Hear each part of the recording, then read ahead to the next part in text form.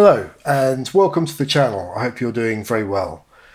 Quite recently, a member of the Akai Force Facebook group posted something saying that they would find it really helpful to see a beginner's kind of step-by-step tutorial or walkthrough where someone built a track from scratch, showed the steps they went through, but also explain their thought processes behind the decisions and the choices they made. That sounded like an interesting project to me, so this is my attempt at making that video. I thought that doing it for a whole track might be a bit too long, so instead what I'm going to do here is build up the basis of a track, so a main loop which you would use for a verse or an intro, and break down everything I do and my thought processes behind the choices I make, all that kind of thing. I will put timecodes in the description so you can skip my waffling if you want to and cut straight to the parts you want to see. So anyway, let's get into it. This is how I go about building a track on the Force. Okay, I started with a empty project, and I've done two things off camera, and that's choose two samples.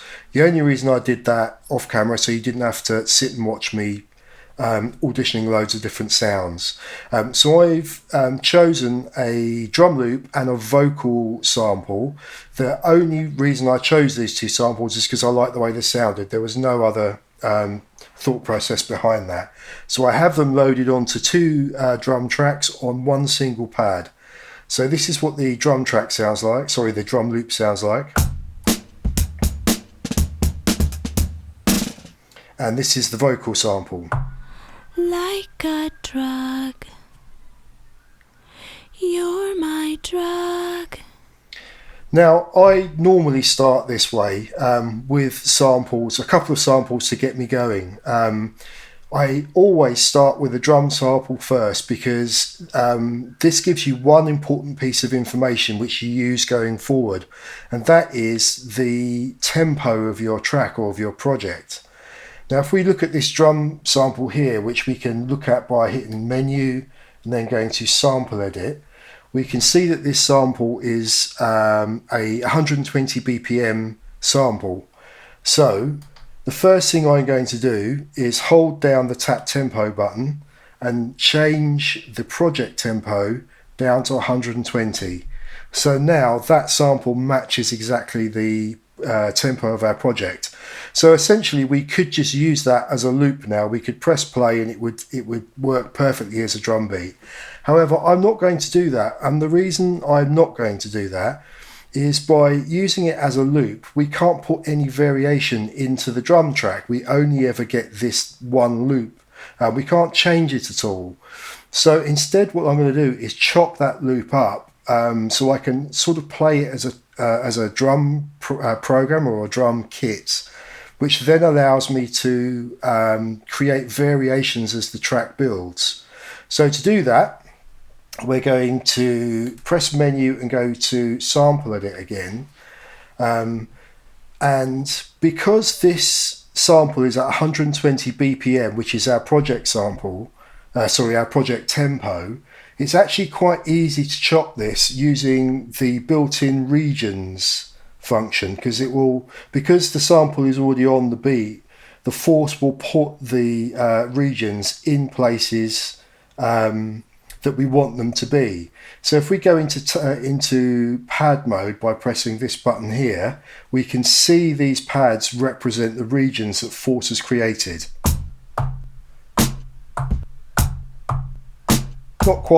They're not quite where we want them to be.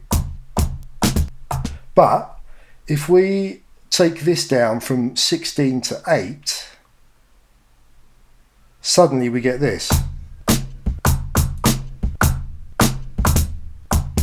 It's a much more usable kit.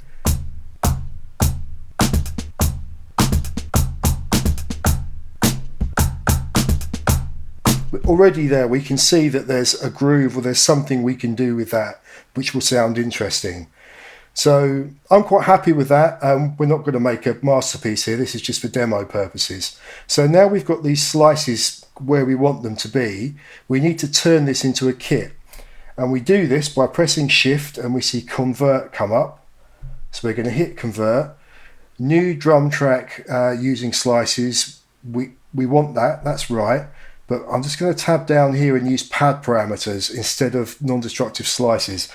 As far as I understand it, that means you can make changes to the pads if you want to. And if you then copy and paste them, they won't be persistent changes in the new pads you create. I believe that's how that works. It's how I always do it, and it always seems to work fine. So we're going to do that. So if we go back to matrix mode, now we see we've got a third track that's appeared. This is the kit we've just created. This one here, which has our original sample, we don't need it anymore, so I'm going to delete it, get rid of it. So our drum track now, I'm just going to double tap on it and I'm going to relabel it so I know what it is. Done. So now we've got a drum kit.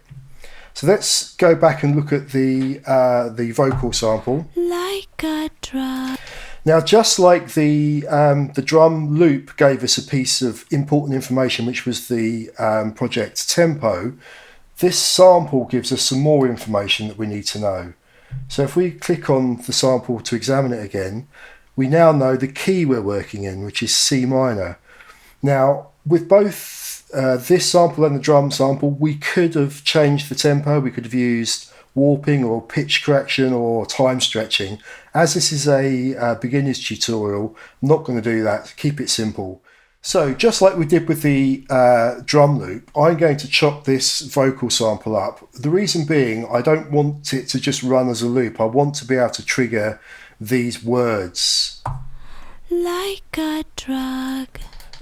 Wherever I want to put them, and to do that, the best way to do it is to chop it up.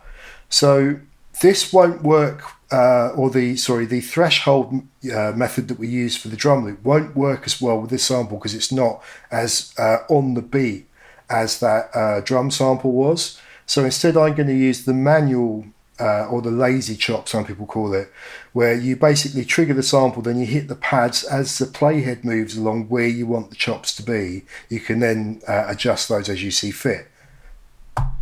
Like a drug. You're my drug. So you can see here we've now got Like a drug. You're my drug. we've got some chops. They're not perfect. That doesn't matter at this point. We're going to do the same thing we did last time. Press Shift and Convert. New drum track using slices and pad parameters. Now if we go back to matrix mode, same deal. We've got a new track that wasn't there before, and this is our vocal chops. We're going to clean these up in a minute. Like a drug. Same thing, we don't need that original track anymore, which is this one here, the unlabeled one, so we can delete that.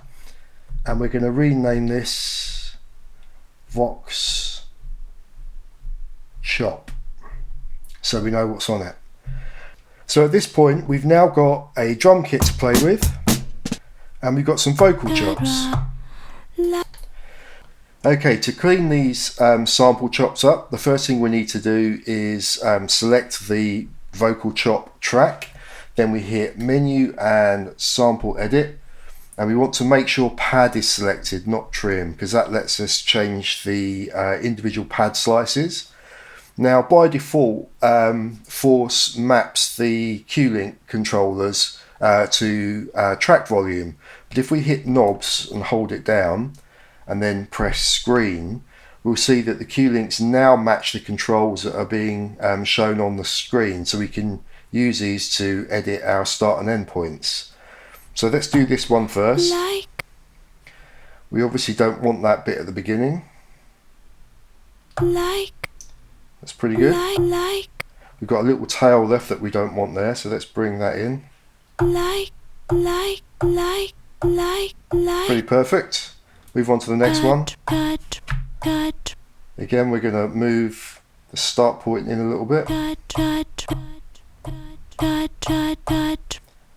do the same with the end point.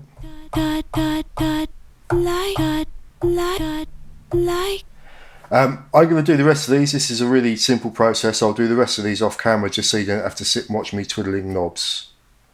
Okay, I'm back. They've all been cleaned up. Like a drug, you're my drug. So that's the last bit of admin we needed to do, really. I'm going to save the project now that I've done all that work so we don't lose it. To quick save, you can hold down Shift and press Save.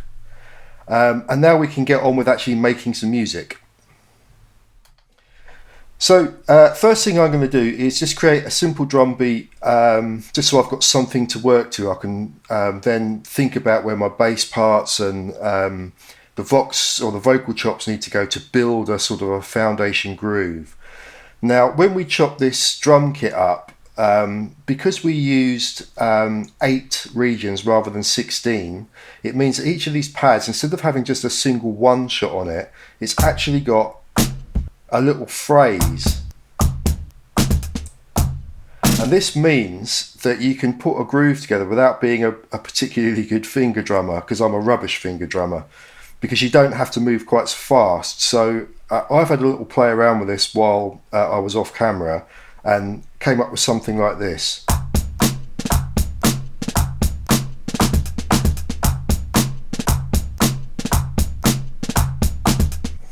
Sounds great to me, so I'm just going to record something like that in.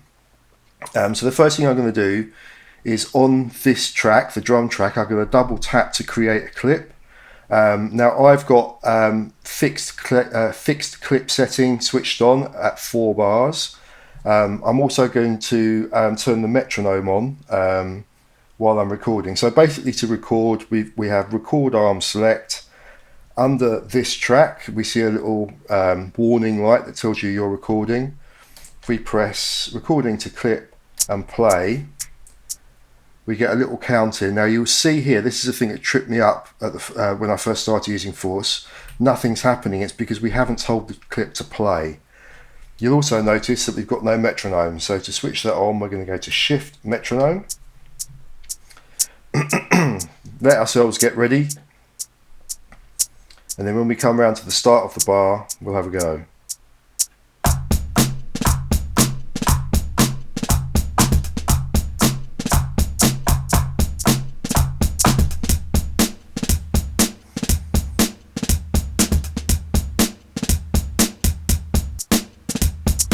Right, we've got a little mistake there, so let's correct that. So if we hold the clip button down now, we will see the notes that we've recorded into this, this clip, and we'll just play that so we can see what's going on.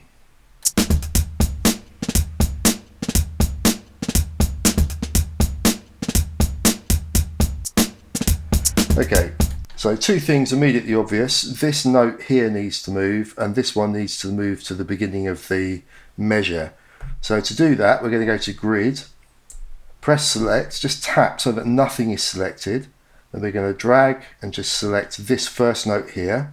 We're already on Nudge. Nudge lets us move things left and right, so we're just going to go 1 left, so it's now on the beginning of the measure. We're going to do exactly the same with this other one that was out of time. Click that. Now when we play this it should sound right.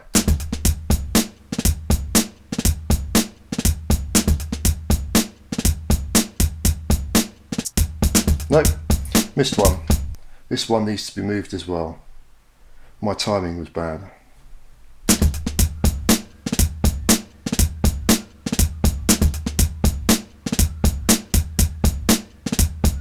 Perfect. So again, good practice, just save that because we've done a bit of work on it. So now I'm going to turn the metronome off because I don't need that because I've got the drum beat to play along to, and go back to matrix mode. So now if I launch this scene, we've got a drum beat.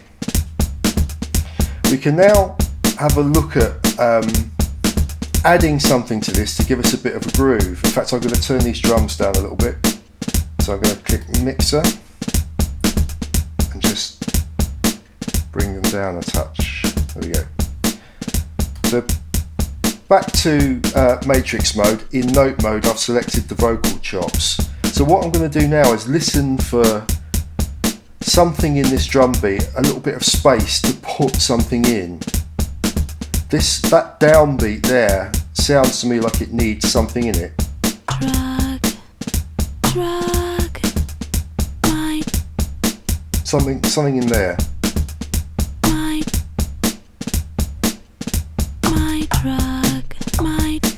That sounds pretty good. So let's do the same thing again, create a clip. It's automatically played. Now you see we're out of time here.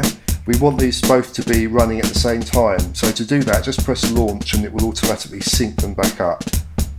Cut my, your, my truck, my truck, my truck, my truck. Sounds good. It's going to record into that. So we record on the track, then press record, and we're now in there.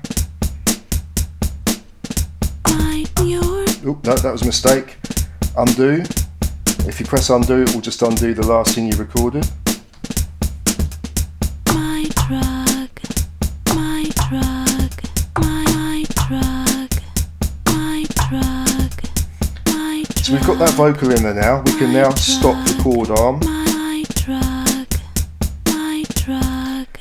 Now at the moment, that vocal line is too much. We wouldn't want that running all the time because it would get too repetitive. The only reason I've recorded it now is it gives me a sense of what the rhythm of the groove is going to be later on. And also when I start putting some melodic stuff in here, I think a pad or a bass line, I know what notes I need to hit. So at the beginning of the track, this won't play, but I have it recorded in at the very start so I can work around it so that when it is going to come in, all of the other elements that I've put into the track will fit with this vocal that's going to come in later.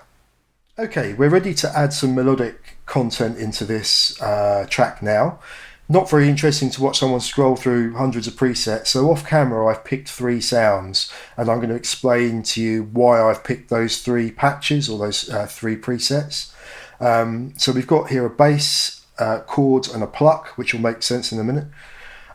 Before we play anything though, our sample is in the key of C minor, so we need to change our scale mode for our synth patches to that scale so that everything we play is going to be the right notes. So to do that, we press shift and hold it, and then we hit the note button. This dialog comes up and we can see we're in scales already, which is what we want. Our root note is C, which is what we want, and we're in natural minor, so we're actually in the right key already, which is good. So we can close that. So now everything we play will be in the right key. So the first patch I've got here is a bass patch, which sounds like this. It's quite simple and it's not a very dynamic or evolving sound, but I've chosen that on purpose because our drums are actually quite busy. If we listen to this now, there's quite a lot going on with our drums, so I don't think we want a big sort of highly modulated, evolving sound. We want something quite simple. That sits quite nicely. It will allow us to create kind of a pocket groove because this is sort of turning into a trip hop kind of song. If you want to edit a synth patch, the way you do that is to hold the edit button and then just click the track select button, and it brings up the UI for the synth you're working with. This one here, I'm just going to add a little bit of cutoff to give us some more high frequency information because that will make it cut through the mix a bit better. So if we go back to matrix mode now, I've got our vocals muted because we don't want those at the moment. I'm going to create a track like we did before. I'm going to go into record arm. You can see our warning light has just come on. Hit record and then just come up with something. See what happens. And again, Force has done its old trick of not actually launching the clip, so let's do that. So let's let it go around one time and just record something in.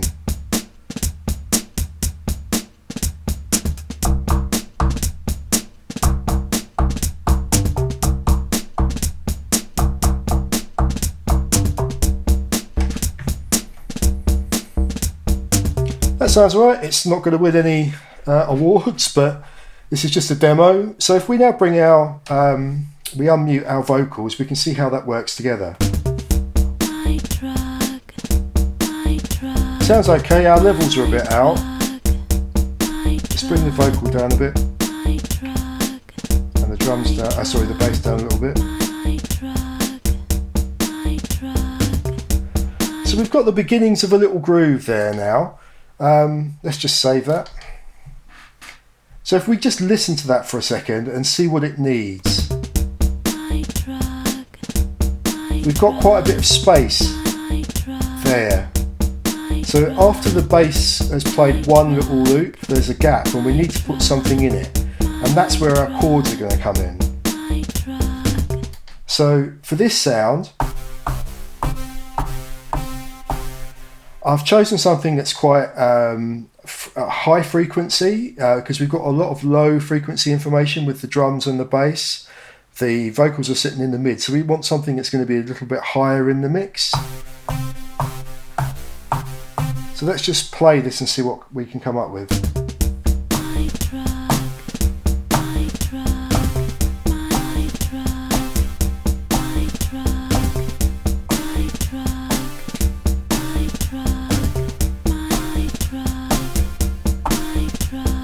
That's quite nice. The way that part evolves starts to introduce some tension. So that's going to work quite nicely as we perhaps are building up to a breakdown or a drop or something like that, because the rising nature of the part suggests that something new is going to happen. So let's give that a try, see what happens. So we're going to record arm, going to create a track, and when we're ready, actually we can turn the metronome on.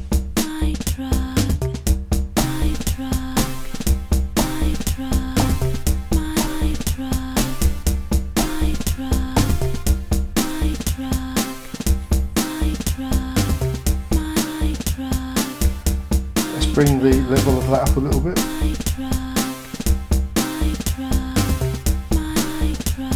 So we've got the beginnings of something now. We're just saving the project. We've got a drum beat which works quite nicely with the bass, the vocals which we don't want all the time. We will drop them out when we start to build this into an arrangement. And we've got a chord part which has added some tension which we can then release by going to a drop down. So let's move to our third synth track, which is just a little pluck. So we're going to fill some gaps and create some texture with this. I haven't figured anything out in advance, so this might not work.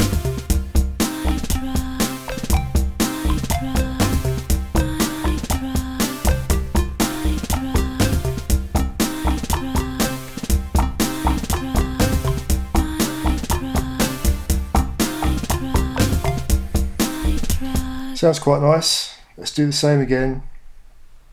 We're going to record arm and just put something in, see what happens.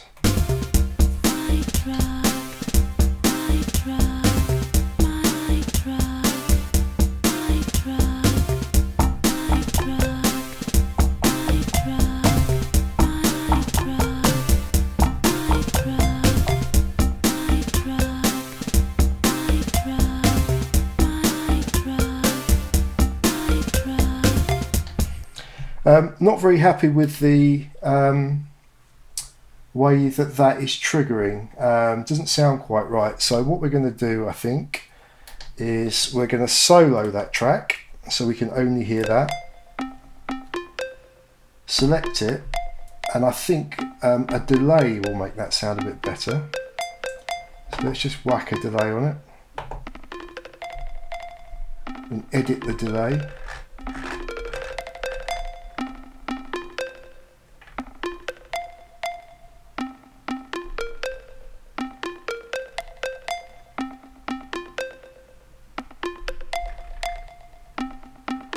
Quite like that. Let's unmute it, unsolo it.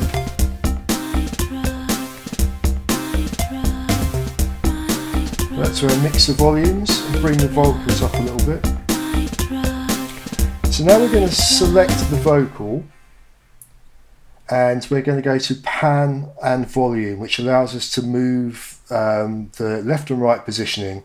So we're going to solo that track and just listen to that on its own. My drug.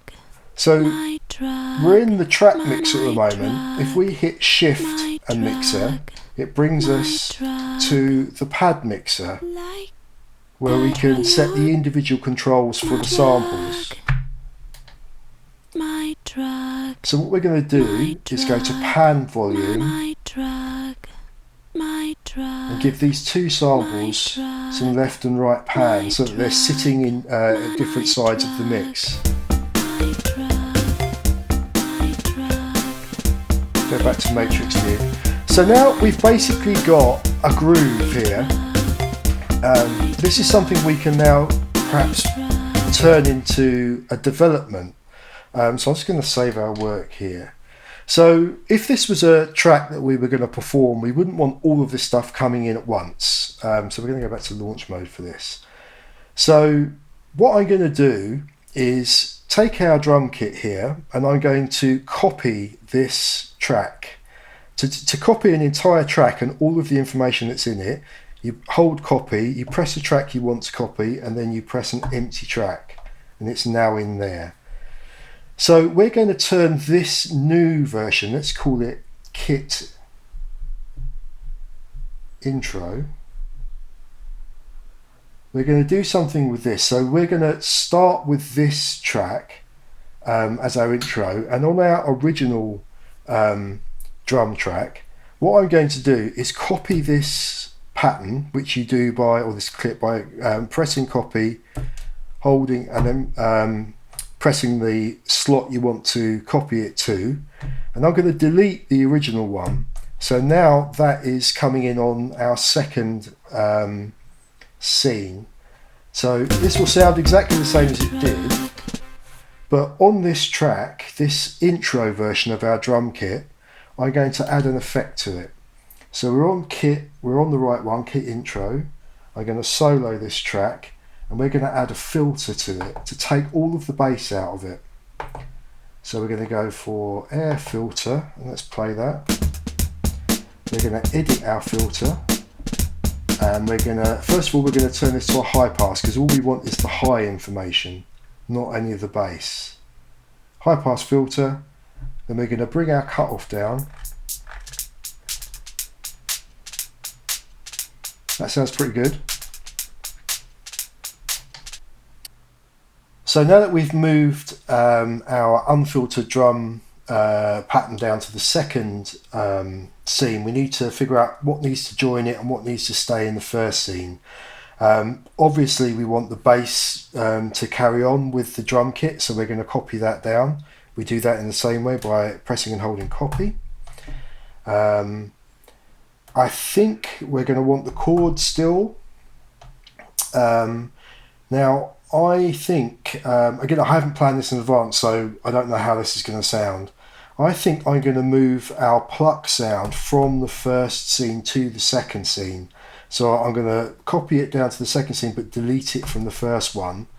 And I'm going to leave the vocal chops in the first one but not in the second one. So we've got a bit of development from scene 1 to scene 2, but the pluck synth coming in will kind of fill the gap that has been left by the vocal chops coming out. So we get some development, but we don't feel like there's a hole suddenly. Now there's a thing on the Force called launch quantization. This basically controls how long Force waits to trigger a new scene or a clip when you press it. Excuse me. Because all of our patterns are 4 bars long, we're going to set our quantization to 4 bars. So we do that by holding the shift button down, we're already on it, and clicking this button here, and you can see launch quantize 4 bars. So what I'm going to try doing now is just playing the first scene to see how it sounds. Immediately I'll trigger the second scene. That means that we'll get 4 bars of scene 1 and we'll move into scene 2, and we'll just see how those things work together.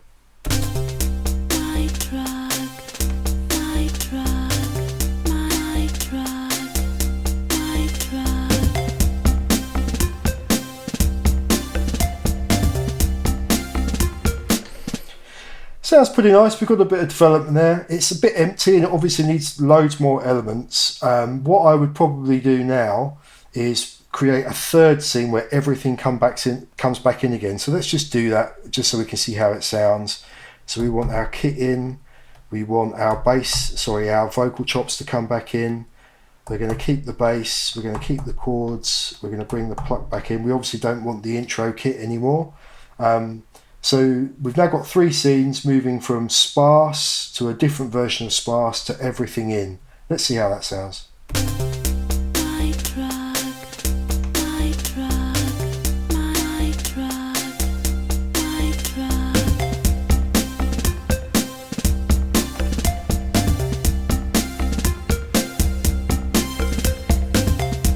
My drug, my drug, my drug, my drug. Well, I did warn you we're not going to win any awards with this, but I hope that kind of demonstrates a process. So we've started with 2 samples, created a drum kit and some vocal chops, and I hope I've been able to explain how I choose the sounds. This is the process I go through with every track, except I do this process of building up a loop and then stripping it back. I do it 3 or 4 times for one track, so I'll do that once for the intro and the main section, then there'll be perhaps a breakdown or a bridge and a middle 8, and then we come back to a 3rd section which will be basically all in, all guns blazing, and then a drop down kind of sequence where we strip it back and we revisit the themes we introduced in the intro as a outro. That's the process I kind of go through. I think I'm going to leave that there. I'm sick of the sound of my own voice. I'm sure you're sick of the sound of it too. I apologise that this wasn't a hugely inspiring piece of music, but I made it all up on the fly. I will try to put a link in the description to a download of the project files, just in case you wanted to try and sort of replicate this. I know the chap on Facebook said that he'd like that, so I'll try to do that. Anyway, I hope that was useful. Thanks very much for watching, and take care. I'll see you soon.